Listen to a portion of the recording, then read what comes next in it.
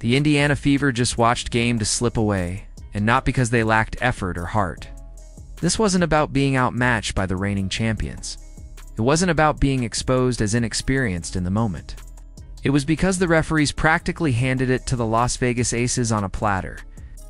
41 fouls in total, 16 of them in a single quarter, players being thrown to the ground possession after possession, and somehow, the narrative spun in the media afterward was about Wilson's stat line: 25 points, 9 rebounds, 5 steals, 2 blocks.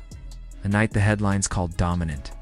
But what they didn't mention was Hull, battling through a back injury from Game 1, dragging her body onto the court just to keep Indiana alive. What the box scores didn't show was how this wasn't basketball. This was chaos disguised as defense. And yet, in the middle of all this, Indiana still fought back.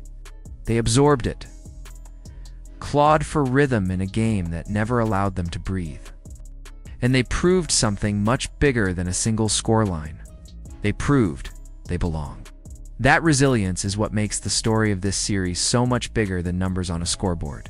Think about it. How in the world did Indiana walk into Las Vegas, face the two-time defending champs, deal with whistles already leaning the wrong way, and still leave Game 1 with a double-digit win? That night wasn't just a victory. It was a declaration. It was a message to the entire league that the Fever weren't here to fill a playoff bracket. They were here to take it. Game 1 was everything a young team dreams of. Delivering, poise, discipline, control, and right at the heart of it was Kelsey Mitchell, who lit up the scoreboard with a playoff career high, 34 points. Every time Vegas tried to press the tempo, Indiana countered, not with flash, not with desperation, but with control. Their tempo, their rhythm. They refused to get dragged into Vegas's game. And then there was Wilson, the supposed trump card, the MVP, the face of the league. On the night meant to crown her dominance, she turned in a nightmare of a performance. 6 makes on 22 attempts, forced into ugly shots, forced into contested finishes, forced into spaces where Indiana swarmed and smothered her. She looked less like the MVP and more like a frustrated scorer, forcing things that weren't there. The Fever's defense played chess while Vegas tried to play street ball. And the result? A 16-point blowout in the fortress of the Aces that sent shockwaves through the league.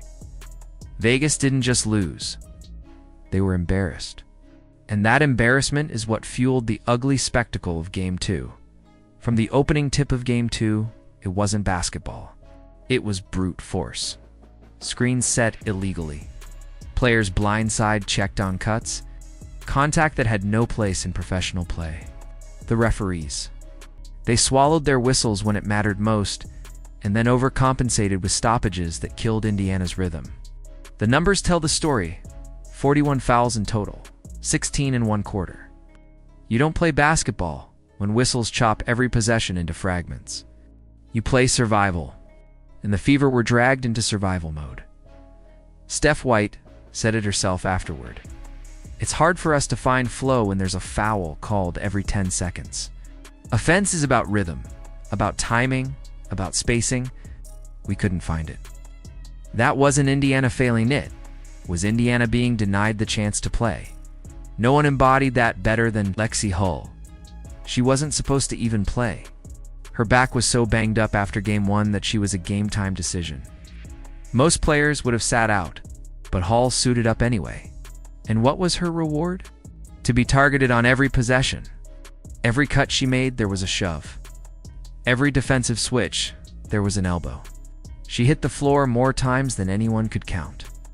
And instead of folding, she fought back the only way she could by hitting 5 threes, tying the Fever playoff record. Those weren't just shots. They were acts of defiance. They were reminders that no matter how much Vegas tried to push Indiana out of the series, they wouldn't break. But even as Hull fought through pain, even as Odyssey Sims slashed her way to 18 points while dribbling through double teams and hacks, even as Aaliyah Boston pulled down 13 bruising rebounds, the whistle tilted one way. That's how Wilson ended up with her box score globe. She bulldozed her way into the paint, leaned on the chaos, and got whistles Indiana never saw at the other end. Fans weren't fooled. They saw it for what it was, a stat sheet built on whistles and brute force. And then there's Kelsey Mitchell. In Game 1, she was unstoppable. 34 points, every shot in her arsenal, unleashed. By Game 2, she was held to 13. Not because she forgot how to score, but because Vegas adjusted their entire strategy to suffocate her, face-guarding her even off the ball, throwing extra bodies at her every time she touched it. Screens set for her were blown up with collisions. By the time she found space, the shot clock was already bleeding. Becky Hammon didn't reinvent basketball. She simply made Mitchell fight through 2 and sometimes 3 defenders every time she breathed. It was smart, yes, but paired with the whistle imbalance, it was suffocation. Even Hammon herself admitted after the game that she wasn't thrilled with how rough things got. Think about that. The coach who benefited from a whistle that stopped the game every other possession still wasn't happy. That's how out of control it was. But here's the twist. The series now shifts to Indianapolis, Gainbridge Fieldhouse, and that changes everything. Vegas had their whistle advantage, their home crowd, their chaos. Now it's Indiana's turn to step into their own fortress. Gainbridge isn't just a court. It's an amplifier. Every rebound feels bigger. Every whistle against the Fever gets magnified by 17,000 voices. Every defensive stand turns into a roar that rattles opponents. We've already seen teams crumble in that building when the Fever crowd refused to let up.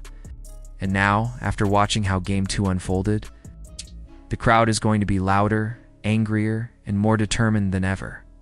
That's where this series pivots. Hull already proved she won't fold. Boston has shown she'll keep fighting no matter how many times she gets hit. Mitchell has too much pride to let Vegas shut her down twice in a row. And now, with a home crowd behind them, those players won't just play. They'll be unleashed. Vegas should be worried. Because if they needed both the referees and brutal physicality just to scrape out a win at home, what happens now? What happens when every bump on Boston is met with a thunderous roar? When every shove on Hull draws 17,000 angry voices? When Mitchell finally finds rhythm, fed by chants that shake the floor? Indiana already proved in Game 1 they can dismantle Vegas on their own court. Game 2 wasn't a loss built on failure. It was built on interference. And interference doesn't travel. The Fever now get 2 straight at home. The Aces are about to step into a storm that no whistle can silence. This isn't just about basketball anymore. It's about grit, survival, and the power of momentum when it flips sides. Game 3 isn't another stop. It's the pivot point. The Fever aren't coming home to survive. They're coming home to put the Aces on the ropes, to feed off injustice, and to turn the pain of Game 2 into fire that burns too bright to ignore. So if you believe in Indiana's fight, if you believe in Lexie Hull's toughness, in Boston's resilience, in Mitchell's pride, then you already know what's coming next. Drop a "Let's go, Lexie. Let's go" in the comments. Because Gainbridge Fieldhouse is waiting, the Fever are waiting. And the Aces are about to find out what happens when you try to steal a series and leave the door. It's cracked open for a team that refuses to quit.